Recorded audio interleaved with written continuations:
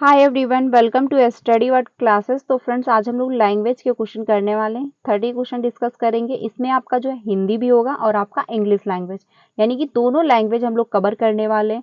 30 question होंगे। तो last में अपना स्कोर बताइएगा, क्योंकि क्या है, लैंग्वेज बहुत ज़्यादा इंपॉर्टेंट है। लैंग्वेज में आपको 10 नंबर लाने हैं। अगर 10 नंबर क्वालिफाइंग नंबर हैं, अगर आपके 10 नंबर नहीं होंगे तो आपकी जो मार्कशीट है आगे चेक नहीं की जाएगी।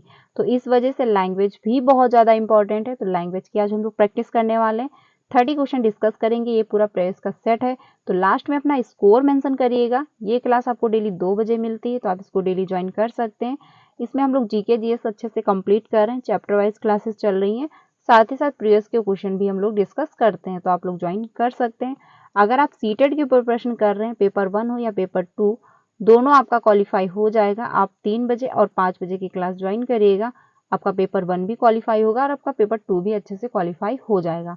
तो आज हम लोग लैंग्वेज करने वाले हैं। चैनल पर पहली बार आए हो तो वीडियो को लाइक करके चैनल को भी सब्सक्राइब कर लीजिएगा, सो दैट आपको सारी इंफॉर्मेशन जो है टाइम से मिलती रहे, क्योंकि टीचिंग से रिलेटेड जो भी अपडेट आती है आपको यहाँ से इन्फॉर्म कर दिया जाता है। साथ ही साथ आपको क्लासेस भी दी जाती हैं, तो आप लोग ज्वाइन हो सकते हैं। तो स्टार्ट करते हैं। आज के जो क्वेश्चन है, हम लोग लैंग्वेज करने वाले हैं। सबसे पहले इंग्लिश का पार्ट देखेंगे, फिर हम लोग हिंदी पे चलने वाले हैं। ठीक है, तो पहला है क्वेश्चन, इसमें बात कही गई है, in this school all dash dash dash students are given free education, यानी कि जो स्टूडेंट है उनको जो फ्री एजुकेशन दी जा रही है। तो आल के बाद क्या फिलअप किया जाएगा? यहाँ पे एन होगा, आ होगा, दा होगा, या फिर more than one of the above, या फिर आपका नॉन ऑफ द अबव। तो क्वेश्चन नंबर जो फर्स्ट है, इसमें आपका सी ऑप्शन सही हो जाएगा, यानी कि यहाँ पे क्या आपको फिल करना है? द आपको फिल करना है। ठीक है, यहाँ पे आपको द जो है वो फिल करना होगा। इस मतलब the all the student are given free education आपका हो जाएगा। तो इसमें आपका सी ऑप्शन सही है। अगले क्वेश्चन पे चलते हैं, क्वेश्चन नंबर 2 पे। इसमें बात कही जा रही है, I have a friend in Mumbai who is dash that actors. तो इसमें आपका कौन सा होगा? एन होगा, या फिर आ होगा, या फिर दा होगा, या फिर more than one of the above, या फिर नॉन ऑफ द अबव। तो क्वेश्चन नंबर जो 2 है, इसमें आंसर जो सही हो जाएगा बी। इसमें क्या आपको फिल करना? एन, यानी कि एन आपको क्या है फिल करना होगा। ठीक है, अगले क्वेश्चन पे चलते हैं, क्वेश्चन नंबर 3 पे। Which of the following is not जो है आ रिवर, यानी कौन सा जो है नदी नहीं है? तो बे ऑफ बंगाल, या फिर गोदावरी, या फिर आपका होगा गंगा, या फिर more than one of the above, या फिर नॉन ऑफ द अबव। तो क्वेश्चन नंबर जो 3 है, इसमें आपका आंसर सही हो जाएगा।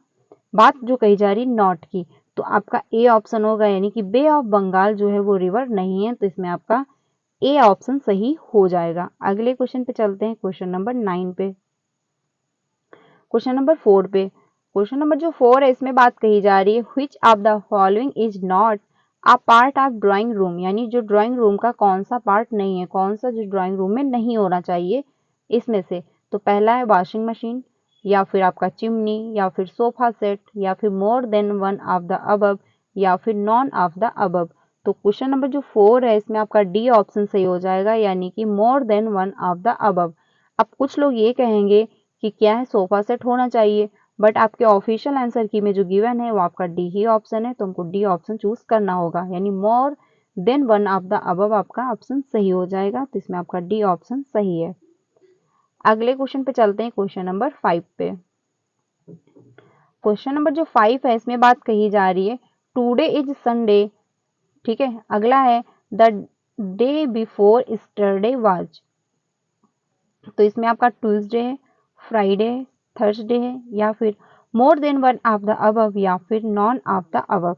तो क्वेश्चन नंबर जो 5 है, इसमें आपका क्वेश्चन नंबर जो 5 है, इसमें आपका बी ऑप्शन सही हो जाएगा, यानी कि फ्राइडे।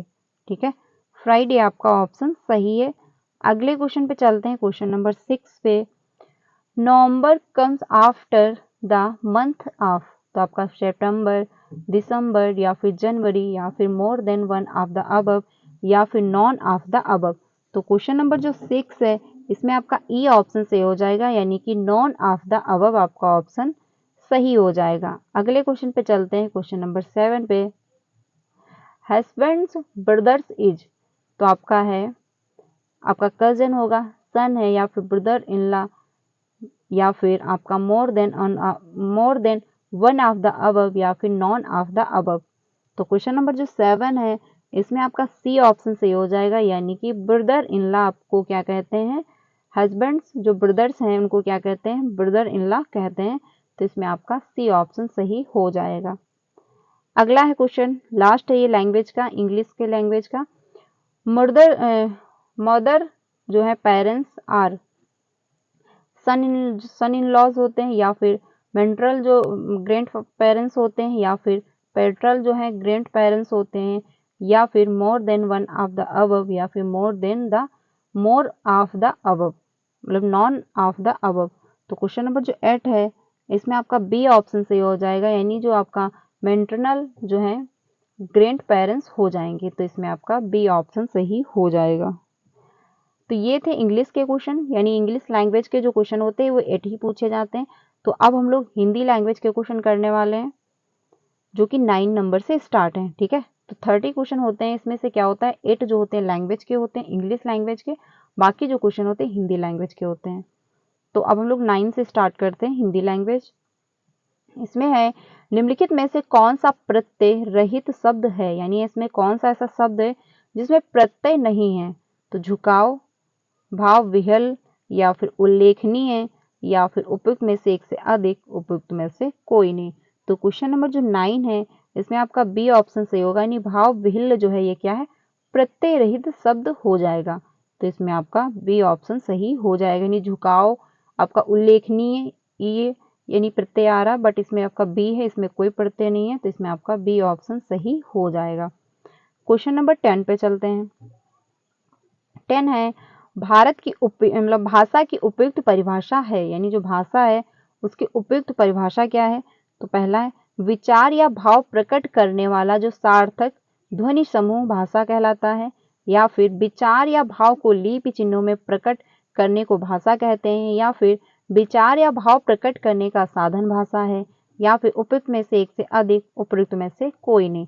तो क्वेश्चन नंबर जो 10 है इसमें आपका सी ऑप्शन सही हो जाएगा, यानी विचार या भाव प्रकट करने का साधन जो है वो भाषा कहलाता है। तो आपका सी ऑप्शन जो है वो सही हो जाएगा, यानी जो लैंग्वेज होती है, लैंग्वेज के ही माध्यम से जो क्या हम करते हैं, अपने भाव हैं, अपने जो विचार हैं, उनको हम क्या करते हैं, प्रकट कर रहे होते हैं। अगर आप किसी की बातें सुन रहे हो, समझ रहे हो, तो किसी ना किसी लैंग्वेज में ही आप समझ रहे हो। जैसे कि मान लीजिए अगर आप सोशल मीडिया का प्रयोग कर रहे हो, आप यूट्यूब का प्रयोग कर रहे हो, कुछ सीख रहे हो, क्लासेस ले रहे हो, तो उसमें क्या है, कोई ना कोई लैंग्वेज होती है। अगर आप चैट कर रहे हो तो वो भी एक लैंग्वेज ही होती है, बस क्या है, लिखित लैंग्वेज होती है। अगर आप यूट्यूब से क्लास ले रहे हो तो मौखिक लैंग्वेज में आप जो क्या एक्वायर कर रहे होते हो, जो नॉलेज है। ठीक है, तो इसमें क्या होगा, अगर हम भाषा जो होती है, अगर हम दुनिया में कुछ भी सीख रहे हैं, अगर मान लीजिए किसी के विचार अगर आप सुन रहे हो, किसी के भाव हैं, किसी की फीलिंग्स अगर आप समझ रहे हो, तो विचारों यानी लैंग्वेज के ही माध्यम से समझ पा रहे होते हो। तो इसमें आपका सी ऑप्शन सही हो जाएगा। 11 पे चलते हैं। क्वेश्चन नंबर 11 है, स्वर के कितने प्रकार होते हैं, यानी जो स्वर होता है वो कितने प्रकार का होता है, 2 है, 3 है, 4 है, उपयुक्त में से एक से अधिक, उपयुक्त में से कोई नहीं। तो क्वेश्चन नंबर जो 11 है इसमें आपका 2 ऑप्शन सही होगा, यानी स्वर जो है वो कितने प्रकार के होते हैं, 2 प्रकार के होते हैं। ठीक है, अगले क्वेश्चन पे चलते हैं। अगला है, हार्श स्वर जो है कौन सा है, यानी जो हार्श स्वर है वो आपका कौन सा हो जाएगा।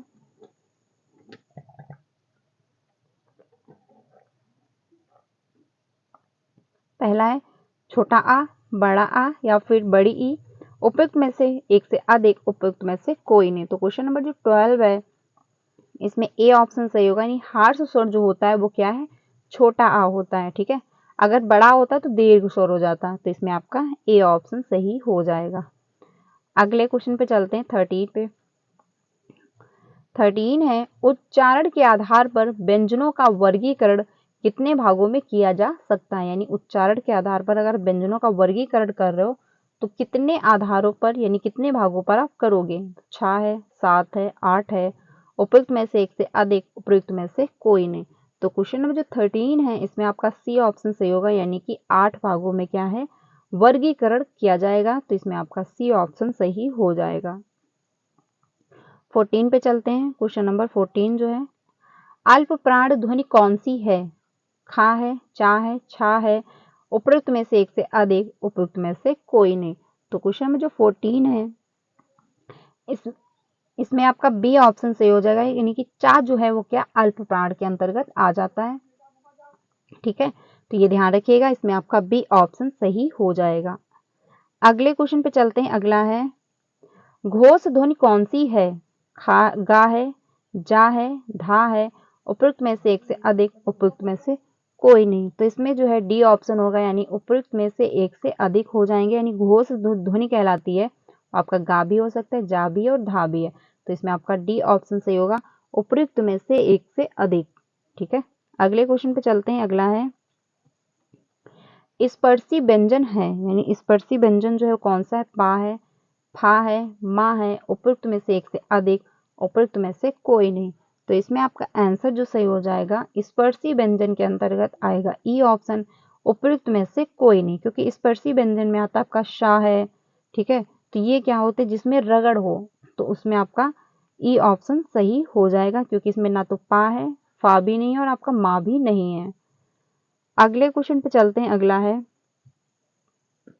अग्री शब्द का जो विशेषण है, तो आपका अग्रही है, या फिर अग्रेय है, या फिर अग्रिक है, या फिर उपयुक्त में से एक से अधिक, उपयुक्त में से कोई नहीं।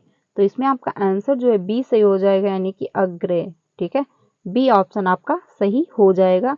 अग्रि शब्द का विशेषण क्या होगा? अग्रेय हो जाएगा।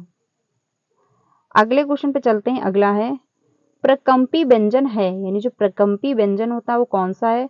शा है, सा है, रा है, उपयुक्त में से एक से अधिक, उपयुक्त में से कोई नहीं। तो इसमें आंसर जो सही हो जाएगा सी, यानी कि रा। रा जो क्या है? प्रकंपी व्यंजन कहलाता है। तो इसमें आपका सी ऑप्शन सही हो जाएगा।